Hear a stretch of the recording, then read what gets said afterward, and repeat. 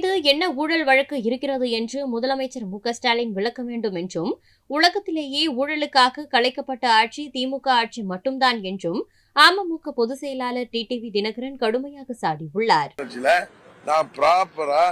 நான் என்ன டிக்ளேர் பண்ணி நான் வாங்கின அந்த குடியுரிமைக்கு தவறுதலா என் மேல போட்ட கேஸ் தான் என் மேல உள்ள ஃபெரா கேஸ்.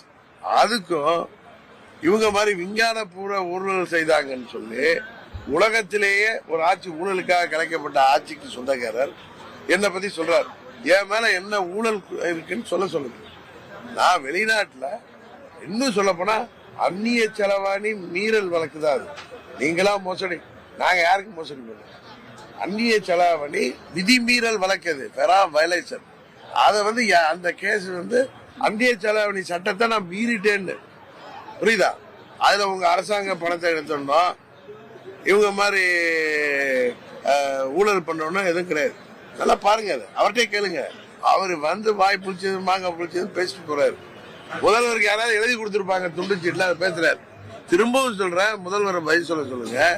நான் என்ன இவங்க அப்பா வீட்டு படத்தை எடுத்துட்டு போனேன்னா இல்ல அரசாங்க படத்தை எடுத்துட்டு போனேன்னா என் மேல ஊழல் குற்றச்சாட்டு இருந்தா அது ஊழல் குற்றச்சாட்டு. நான் முதலா அரசியலுக்கு வந்தது அந்த கேஸுக்கு அப்புறம் தான். 99 இங்க உங்க எம்பி கேண்டிடேட்டா நிக்கிறப்ப என் மேல அந்த கேஸ்லாம் இருந்துச்சு. அதுல இருந்து நான் இடையில டிஸ்சார்ஜ் ஆகி மறுபடியும் அந்த கேஸ் தொடருது. நான் ஒண்ணு அலைக்கற்றை ஊழல 1.25 லட்சம் மந்திரியா இருந்து கொள்ளையடிக்கல.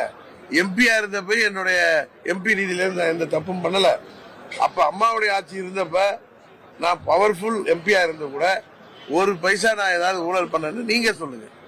இங்க திட்டங்களை கொண்டு வந்தேன்னா உங்களுக்கு தெரியும்.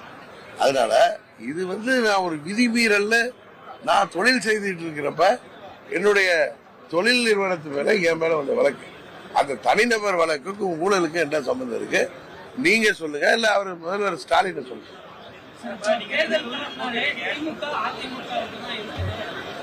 செய்திகளை உள்ளது உள்ளபடி தெரிந்து கொள்ள ரெஃப்ளெக்ட் நியூஸை சப்ஸ்கிரைப் பண்ணுங்க.